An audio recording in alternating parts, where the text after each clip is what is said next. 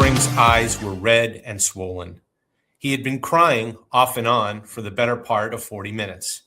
But he walked across the cramped visitors' clubhouse in Dodger Stadium, stood against a row of lockers along the far wall, faced the cameras, and talked about the ball that he bobbled in front of the mound, about the decision to pick it up and throw it home instead of to first base, and yes, about the lob that floated up and over the glove of leaping catcher JT Realmuto, ending the Phillies season in the 11th inning of the fourth game of the National League Division Series.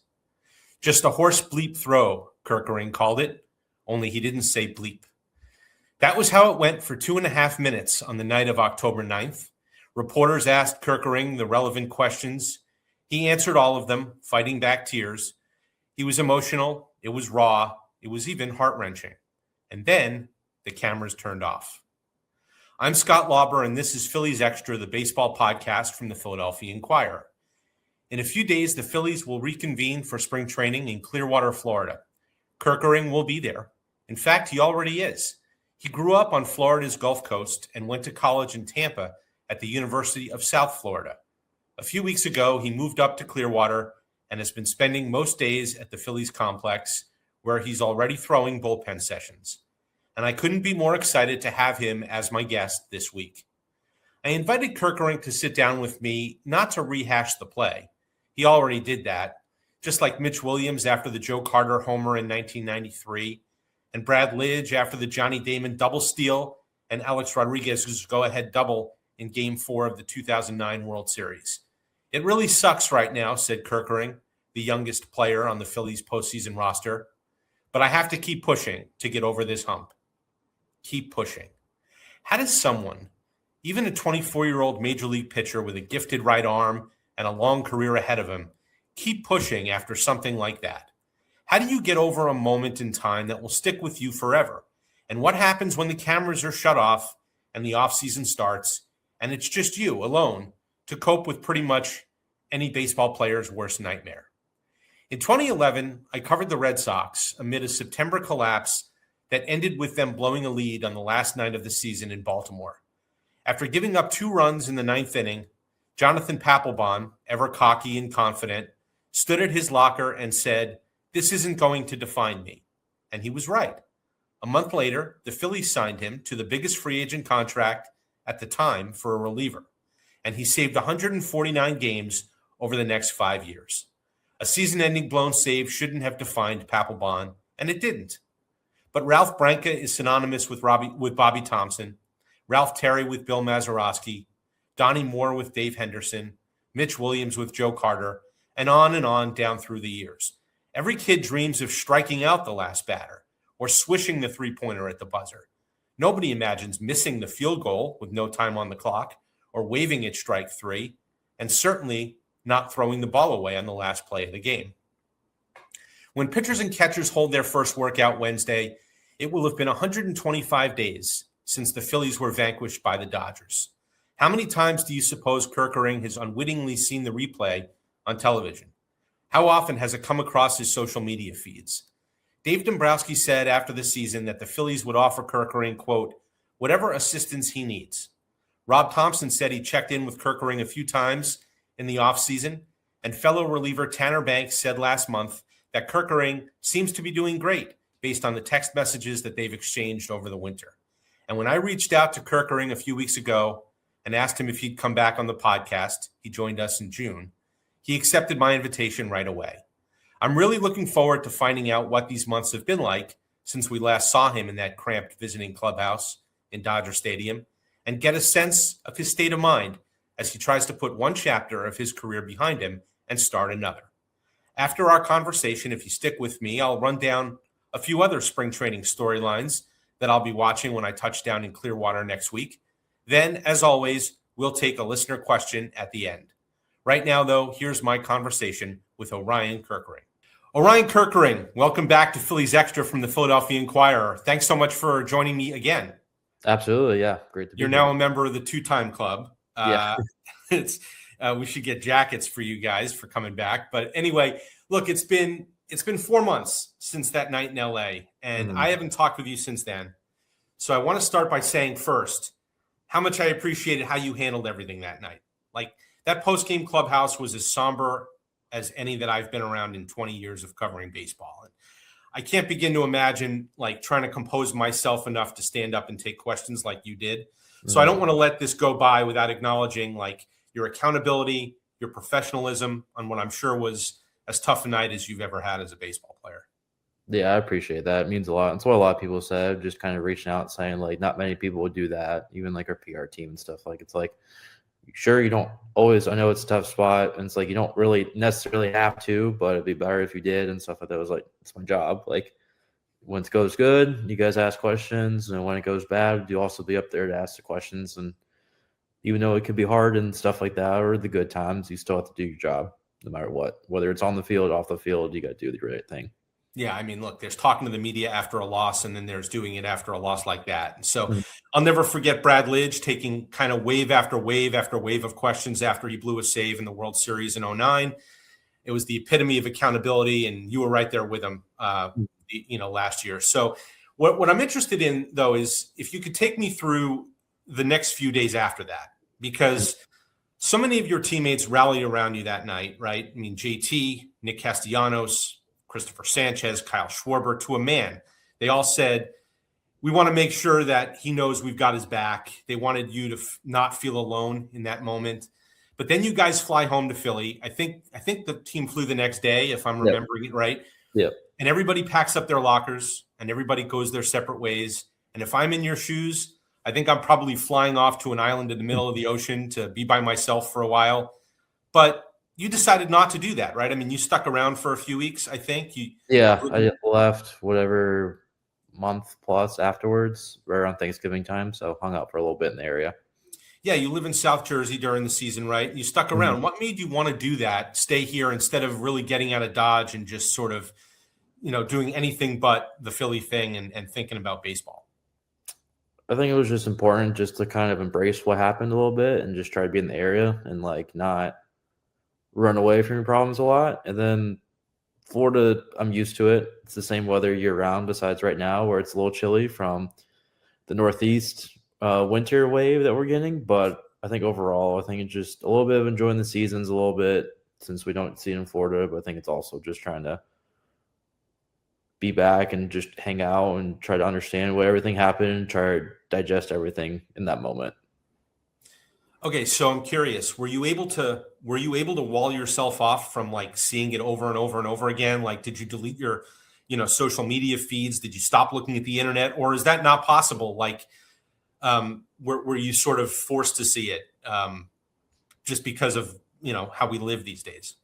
Yeah, I mean, it's not possible. Like, if being realistic, like it's impossible. Like, no matter what you do, whether it's the internet, just basic browsing, if you need, even looking up like a recipe or something, it's like it's going to be there. It's like the first thing you look up or whatever. Instagram, obviously, it's always going to be there, headlines and stuff like that. And then even through post-game stuff, it's like always going to be brought up, which is ideal. It's the internet. Like you can't get around it. So I think it's just a good learning curve of like it's always going to be stuck there. But it's like I don't want it to be defined of like who I am as a ball player in the future. Was there a part of you that maybe wanted to see it? Yeah, for sure. Looked at it after like a week or so, just kind of digest everything. I think it went like a whole week long of like looking it over a little bit, trying to dissect a lot of it, of like what could I have done better and what can obviously throw the first base and like what can I do to like slow it down a little bit more, because that's always been my thing, is like not rushing, but like slowing my tempo down a little bit, kind of taking the moment in a little bit more is how I kind of look at it. Has always been my struggle. So I think trying to do that more often this next year is going to help me a lot. I know your family is a great support system.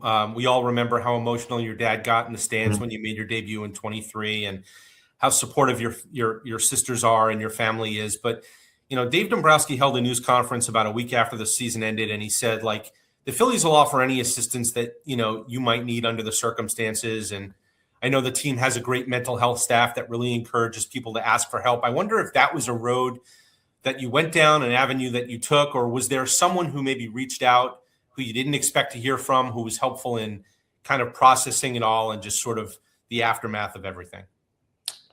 Yeah, like we have a great mental health staff between our therapists and then just mentally in general.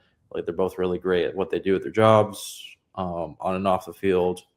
Just great human beings on and off the field. So I think keeping in touch. I know they're trying to take at my head a little bit of like what helped me, what didn't help me. So that way, if they see something similar down the line, they know what they can ask, what they shouldn't ask, or like how someone might be feeling. But I think just overall, it was just kind of,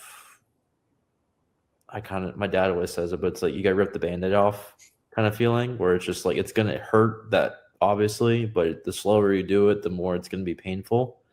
So I think for me, it was like let that week kind of digest a little bit. And then like that next week, it was like, let's go over it. Let's get it out of the way kind of thing, like kind of feeling with it. And then you just kind of, you live and forget almost with it where we've all made mistakes. Mine just so happened to be in front of whatever 10 million people who, between watching it, hearing it around the whole country, however you want to like look at it, it's like, it sucks. But I think just overall, it's like, if that's how someone wants to define you, then let them. But I'm not going to let it define me. Yeah. Yeah. I mentioned in the introduction, I covered the Red Sox in 2011, and that was, Jonathan Papelbon blows a save on the last day of the year and they missed the playoffs. And that's exactly what he said. He stood there and he said, I'm not going to let this define me. And he didn't. He went on and he had the rest of a great career. I think that there's a lesson in that. And I mentioned Brad Lidge earlier. How many people do you think kind of reached out to you, and people who you knew in the game, people who you didn't know in the game? Was there anyone who sort of said anything that resonated in terms of like, hey, I've been there. This is how I got over it. This is what helped me. For sure, Lidge helped a lot. We had a good conversation a little bit, keeping in touch. Just kind of him explaining his experiences, the same thing I just said with like Pujols, not letting him define them a little bit. Like everyone takes their time of like getting over that hump, kind of is how we always talk about it. It was just like some days are good, some days are bad. It's how you get over that hump, even just in a regular day-to-day life where it's like, what can you do to get over it? Because it's going to linger no matter what. But how can you internally fix it or fix that mindset moving forward? So I think that's what's been the key factor with it. I'm sure Lidge told you the story, but after the Pujols homer, right, they're flying back to St. Louis for Game 6, and Brad Ausmus goes up to the cockpit and he tells the pilot, "Hey, look, can you?" He tells him to say, like, if you look out the left side of the plane, we're flying over this and that, and if you look at the right side, we're flying past the Pujols home run ball. Yeah, and it made everybody laugh. Like Lidge laughed, and it kind of lightened the load a little bit. I wonder whether you were able to sort of get to that point where you were able to joke about it. You were able to sort of make light of it at all, and maybe say anything, even to yourself, that made you feel better when you saw it or when somebody brought it up or something like that. Was that helpful for you? For sure, yeah. I mean, I'm pretty jokesy kind of with around the clubhouse a little bit. I try to be the young, I won't say dumb kid, but just like the young and like try to be a goofy kind of kid. And sometimes you gotta learn your moments here and there, but it's just also trying to keep the mood light and not take everything so serious, because this job is probably one of the most serious jobs besides like, I don't know, just basic day-to-day jobs, but like how stressful it is. It's like, let's just keep it calm. Let's have it fun. And so, like, I've joked it with before. Like, JT's been here. So it's like, I've joked with him. It was like, technically, that wasn't my fault. Your hands were up. So I'm going to throw it home. So, but like, just kind of those things of just like, I think everyone knows, like, they can be mad at, like, outside players. Like, I know everyone can be mad, but it's like having that mental block of the worst time ever is not always the best feeling. So I think for me, it's like you kind of joke about it. You kind of release those tensions is how I look at it. Things with even just day-to-day stuff where it's like if you can joke about yourself and you can joke with others, like I think it just builds, at least for me, a happier lifestyle, at least how I see it. I think you tried even doing it a little bit that night, right? I remember you saying, yeah, I'm going to spend my off season in front of a wall with a tennis ball, you know, and things like that. I guess that does help, right? And, I wonder too, this is something I've thought about a lot, and I don't know, maybe it's because the Super Bowl is on everybody's mind this week, but I was thinking about how relievers and place kickers are kind of kindred spirits in a way, because everyone tends to remember the things that go wrong. Like Scott Norwood was an all-pro kicker, right? But we all remember him from wide right in Super Bowl 25. You came up through the minors as a reliever. You were a reliever for a large part of the time in college. I wonder if that's something you learned, maybe even as far back as college, that like handling adversity it's part of the job description as a reliever. And, a lot of the time there's going to be a game the next day and you're going to be able to go out and redeem yourself the very next day. But hey, look, it could happen in the last game of the year, right? And you've got to wait a while. But I wonder whether that's something that you've kind of come to accept as part of the deal. For sure, yeah. I think it took me over 10 years, I would definitely say, because like you're playing Little League, you play whatever, maybe twice a week if you're lucky. You always play every Saturday, but then you'll play that one game, and then you might get that random, I don't know, Monday to Thursday game or something like that. And then you get to high school, then you're playing 2 games a week, sometimes 3. Then you get to college, then you're playing 4. And then we get the minor leagues, you're playing 6 a week. And then big leagues, it's basically every other day or every single day. And then you might get the 2 off days once a month or something like that. So I think it's just a change of like, there's so many games that you have to be so mentally prepared for. You can't let that last one affect you as much. And like kind of you hit the nail on the head with it where it's like, I think this one's going to linger more just because I had to wait, 6 months, 7 months, whatever it is, to get back on the big league mound in front of the big league stadium, back to it. And I think I'll play the Dodgers May or something like that this year. So I'm sure there's going to be more questions about it coming that time of like, oh, is this going to be something that affects you going out there? And I'm like, I can never answer it now, where it's like the only thing that matters to me is who's in that box. And knowing what we do as a team, it's like I'm more than likely going to face a righty pocket. So I'm going to worry about what my job is during that righty pocket, or whoever it is, pinch hitting. If it's not a righty pocket, like that's my job. Like I can't let what happened, 8 months from that last event affect me now pitching.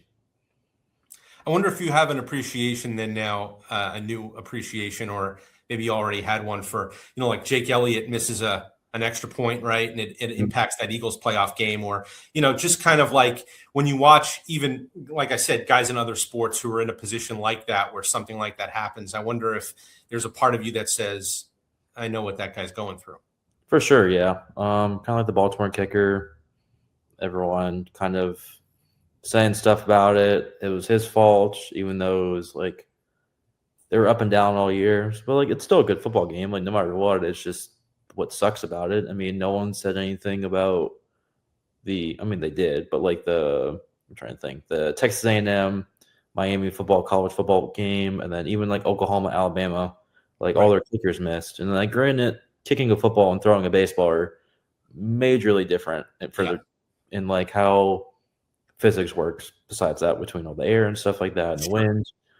But no one really said much because it was so windy through Tornado Alley that it made it impossible for it to kick.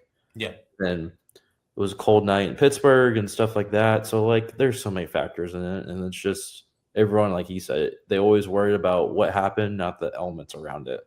And like what led to it, what didn't lead to it, and stuff like that. Yeah. Your friend and former teammate, Jeff Hoffman, after the Phillies got knocked out, I saw an interview with him where he said, like, Orion's going to be fine. He's going to have a long career. Like you said, this isn't going to define him. And then, of course, you fast forward, he strikes out the side, right, to send the Blue Jays to their first World Series since '93. But I think people are going to think back more, right, to the Miguel Rojas homer in Game 7. And I don't want to equate a series-ending throwing error with a game-tying homer in the 9th inning of Game 7 of the World Series. They are completely different things. But I wonder whether you and Jeff have talked since the World Series. Is there a certain amount of like commiseration that you can have with one another? Were you able to lean on one another at all? Just given the fact that I think you guys did get kind of pretty close over the 2 years previous.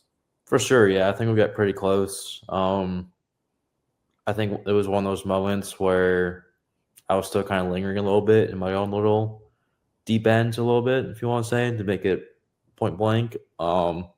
So like once I kind of got out of it, it was like I felt like it was too late to kind of reach out. At least me personally, because I was like, I don't want to reach out, and it's already a month after whatever happened. He's already dealing with getting back into shape, doing his throwing program, spending time with wife and kids, with his 4 kids, which I know they can be insane sometimes, but in a good way. Um, so just him being a dad, letting him do his thing with him and Marissa, and just hanging out and just let him be kind of thing. So I know we're right here in Dunedin, so it's like it's not like we're not going to be far away from each other. He's on the other coast or an hour and a half down south in Fort Myers or something like that. So I think it's just we'll figure out time and we'll bullshit here and there because we play them twice a year anyways with the rivalry between the East and stuff like that. So there's minimum 6 days we can go find bullshit time together and figure it out and talk it up. How did you feel about your season overall last year? Because you had that really dominant stretch in May and June where you went that long period without giving up a run. You struggled a little bit through the summertime. You finished the regular season strong, and I think you pitched in all 4 games of the Dodger series. Mm-hmm. So clearly they were leaning on you. Overall, I guess your walk rate was up a little bit from 2024. There were times when the sweeper was, which is your signature, was hit or miss a little bit. Was there a takeaway that you maybe spent some time focusing on in the offseason once you got through everything at the end of the Dodger series? Was there something that you took away and said, this is what I'm going to focus on for 2026? A little bit, yeah. I think there's always those cues, like you said, kind of like, can I get the whiff rate up, the chase rate up a little bit, switching up some pitches, some pitching sequencing, trying to figure out what's good, what didn't do good.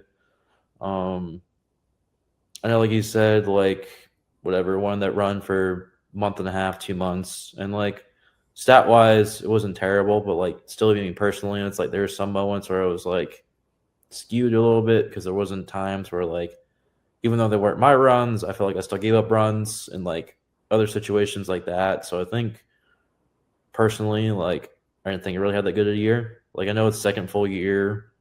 Everyone calls it the sophomore year slumps because it's where you actually kind of get punched in the face a little bit is how I kind of look at it, where it's like your first year, people are still trying to figure out like what you're good at, what you're bad at, and then you kind of get thrown a little bit more in the fire.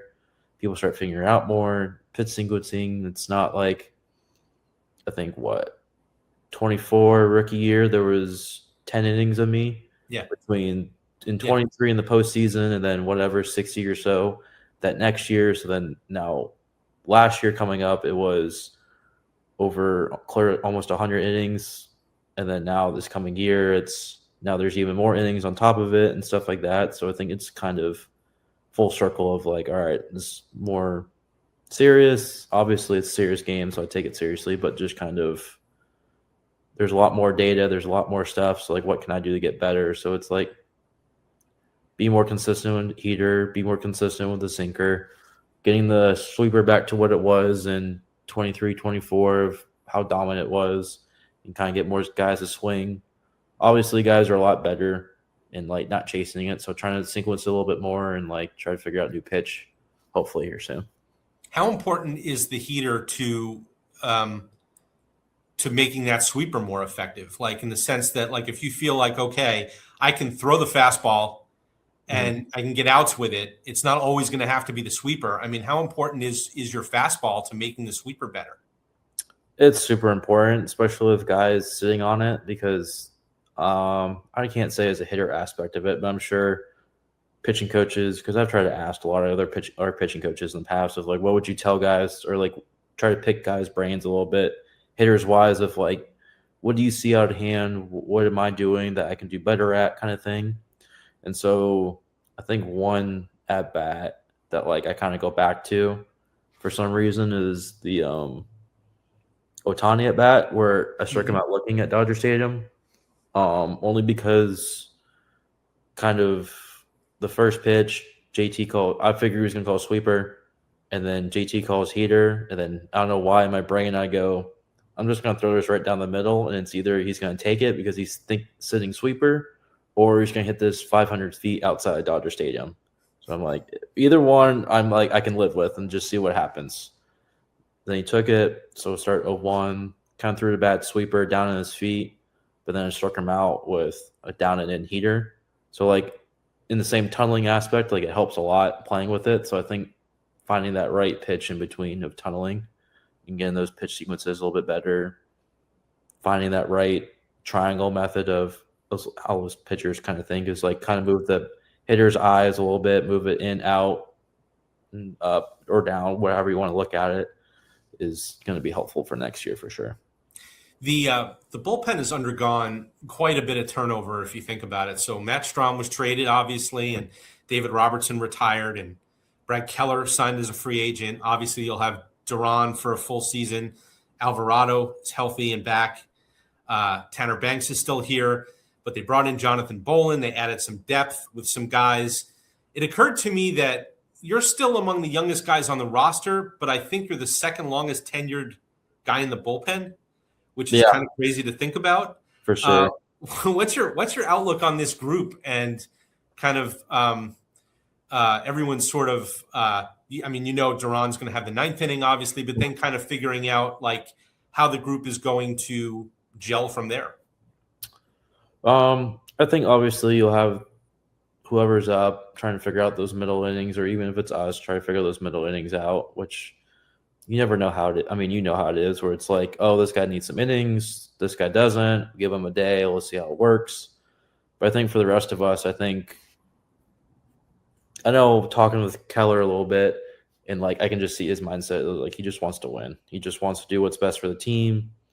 And talking with the new guys, like that's all I can see is like they don't really care, like to a point.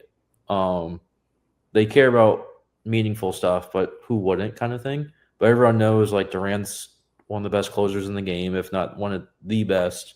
So everyone knows he's going to get the ninth. So like our jobs are, what can we do from if the starting pitcher gets hurt on the first pitch of the first inning, let's just say, to the eighth inning, how can we keep this team in a winning way and give our team a chance? So I think that's going to be what's most important. And then if guys get in trouble, myself, Tanner, Alvy, who else is in that situation, the other guy's going to help pick them up and keep moving that train forward. So I think that's what's the best part about this group is everyone knows what we can do best for this team, and everyone wants to strive the best for this team. Maybe as a way of wrapping it up, I was thinking, the more I thought about it, there's something I think weirdly relatable to, to that last play, right? I mean, I think no matter who you are and no matter how far you got in baseball, whatever the last level you played at was, everyone's had that feeling of bobbling a ball and then you pick it up and you don't realize that you have more time than you think you have to get an out. And when there's 55,000 people screaming at you in the 11th inning of a playoff game in Dodger Stadium, I would imagine that, that only heightens things. Like that's a feeling that I think everyone can kind of say, hey, I've that feeling of panic of like not knowing how much time you have. Everyone's had that feeling no matter what. And I wonder when you were still here in the off season and I don't know, maybe you're, around, grocery shopping or you're in and out of Wawa or something like that. I wonder whether there's someone had a reaction or, someone recognized you and maybe you got a reaction from someone that sort of stuck out to you or that was memorable to you, just in the sense that I would imagine there are people who have been like, hey man, I've been there, but I mean, I wonder whether there was something that stood out to you about just being around this environment. And it's like when someone realizes, hey, that's who I think it is. It's Orion Kerkering, and maybe someone said something. Yeah. I don't think there was a specific one that really stuck out. I think all of them were about the same. It was just like, hey, like you're all good. We believe in you and stuff like that. So I think it was just how many people were like that, I guess, is like what kind of took me off guard is like how many people actually, they know you messed up. They know you can do better next time and stuff like that. But like how kind of like supportive they are. Because like, I know it's not the same like between college and high school where it's like you have the inner circle, kind of like the guys on the team. But like when it's obviously professional baseball, it's a little different and all those things and what comes with it. But it's like, I think just people seeing that like you're a normal person at the end of the day and like you just get to do a fun kid sport for a living. I think they start to realize where it's like, it's a simple mistake. Everyone can do it. Everyone's, like you said, it's I guess the best way, I don't know why I thought of it while you said it, with like everyone screaming at you with, I think, 55, 60,000 people over there. It was like almost like it's a car crash kind of feeling, where it's like that adrenaline rush, where it's like you messed it up, like something bad's about to happen in a way, and then one thing happens to another and another. So I guess the best way to make it feel for someone, if they've been in a car accident, is that's the feeling.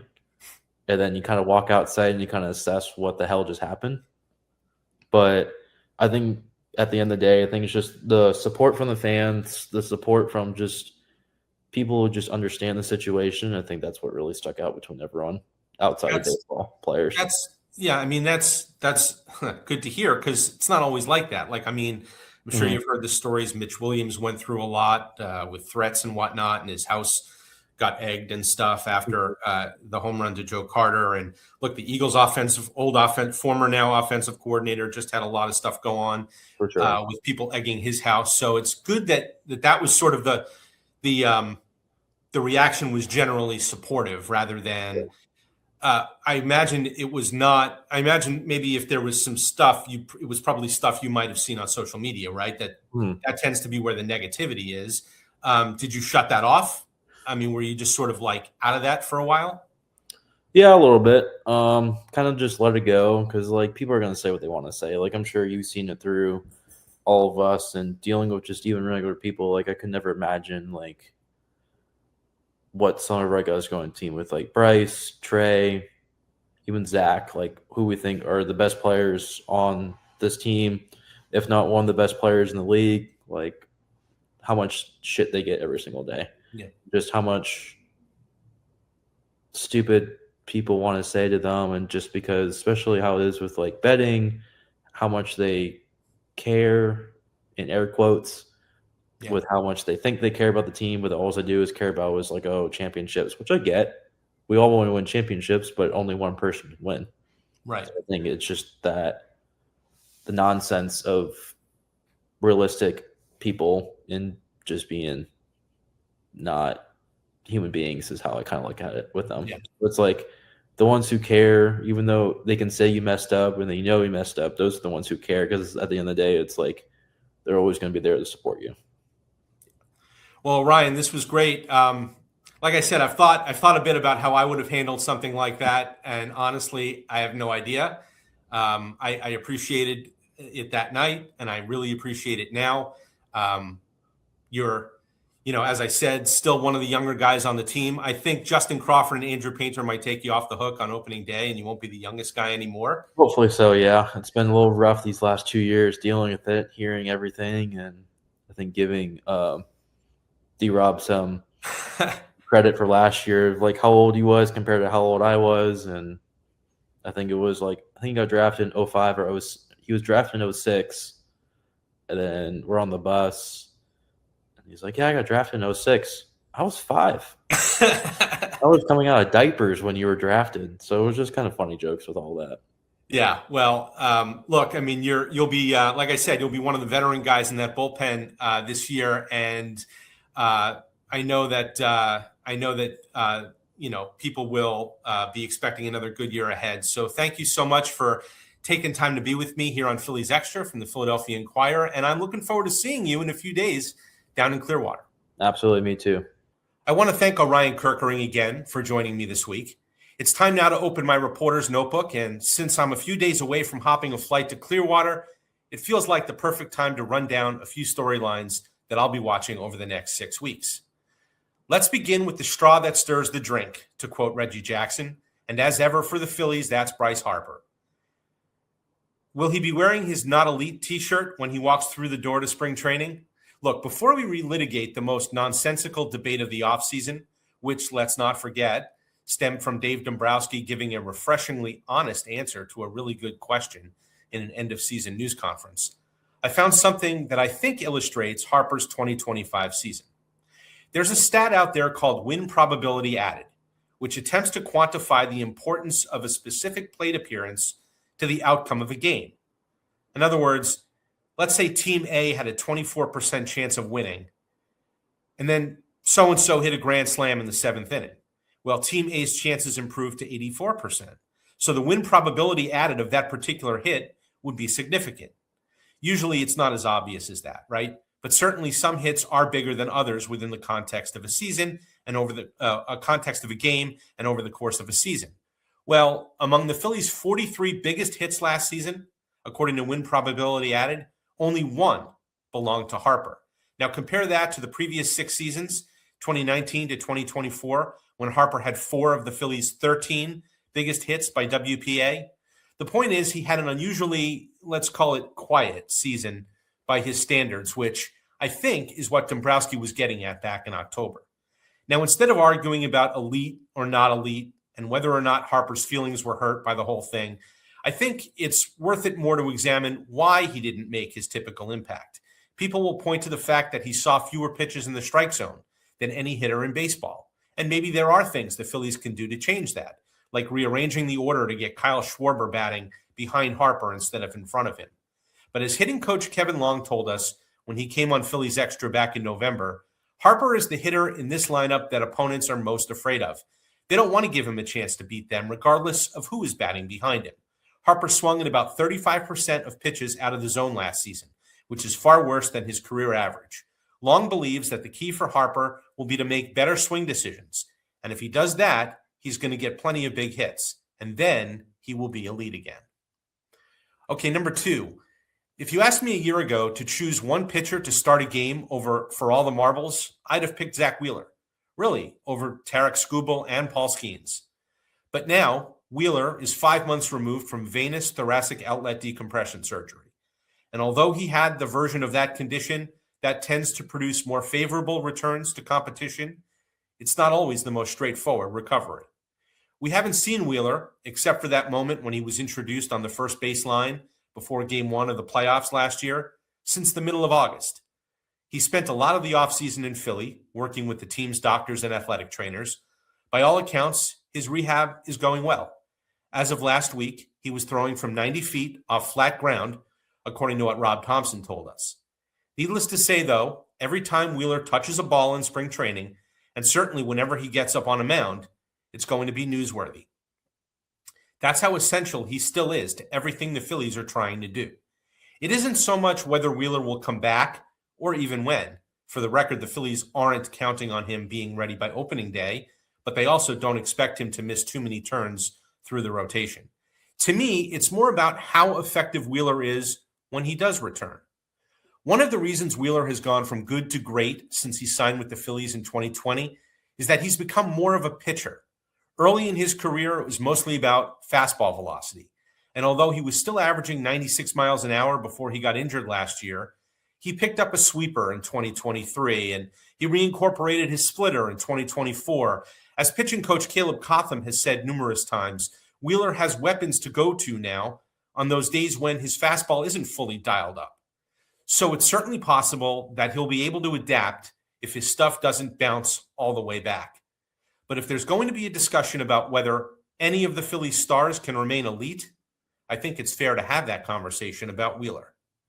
Finally, there's going to be a lot of focus in spring training, and understandably so, on Justin Crawford, Andrew Painter, and even Aiden Miller.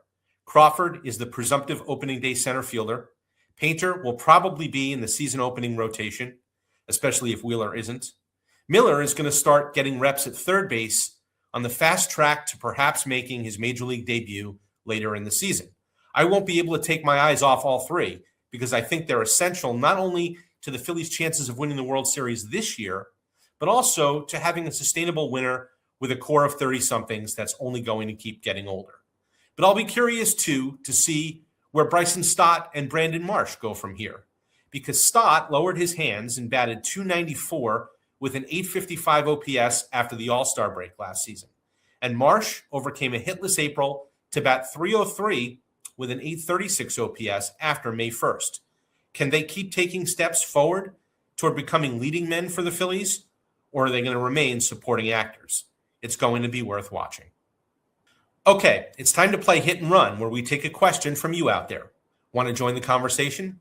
Drop me an email at slauber@inquirer.com or reach out on the social media platform of your choice, X, Blue Sky, Facebook, Instagram, Threads, or you can even drop a line in the comments section on YouTube as well. This week's question comes by email from Kenneth Reka, who asks, do you think there's any way the Phillies would consider a guy like Miguel Andujar? He would be completely different than anyone else on this roster, and he would be a great fit for this team. He absolutely crushes lefties. Kenneth, thanks for the question. So if I had to list the Phillies' biggest needs going into spring training, I'd put starting pitching depth at the top of the list because there are questions about Wheeler's health and Andrew Painter's readiness and Aaron Nola's ability to bounce back from a rough year. And there's very little in reserve after the top 6 starters. So that has to be their top priority. But just below that, I think you could make a strong case that they need another right-handed hitter.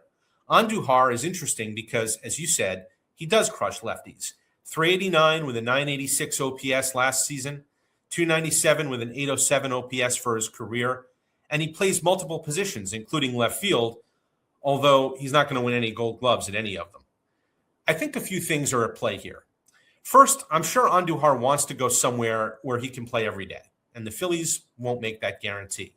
Second, even if his price drops to the realm of, say, Austin Hayes, who signed a 1-year, $6 million contract with the White Sox the other day, the Phillies would pay 110% tax on that contract because they're already over the highest threshold. So if Andujar signed for, let's say, $5 million, that's $10.5 million to the Phillies. And for that price, how much better is Andujar than Otto Kemp? The Phillies have talked up Kemp a lot this winter, with Dave Dombrowski calling him a championship-level player. If you sign Andujar, it cuts into at-bats that would otherwise go to Kemp. I could be wrong, but as I said last week, my sense is with Bo Bichette off the board, the Phillies will keep their powder dry for the trade deadline, and if they need to add a bat, they'll do so then. Okay, let's leave it there this week and tell you that you can listen to this episode and most others on Spotify and Apple Podcasts. Just go to Phillies Extra, give us a follow, and while you're there, please rate and review us. It really does help the show. You can go to the Inquirer's YouTube channel as well, hit the subscribe button. I think we have almost 50,000 subscribers, and find every episode of Phillies Extra under the Live tab. That's another great way to catch up on any shows that you may have missed. Thanks again to my guest, Orion Kerkering, for being with us. And thanks as always to our producer, Mariam Akraz, for making sure we sound and look our very best every week. Most of all, thanks so much to you out there for listening, watching, and of course reading the Philadelphia Inquirer. We'll see you next week from Spring Training.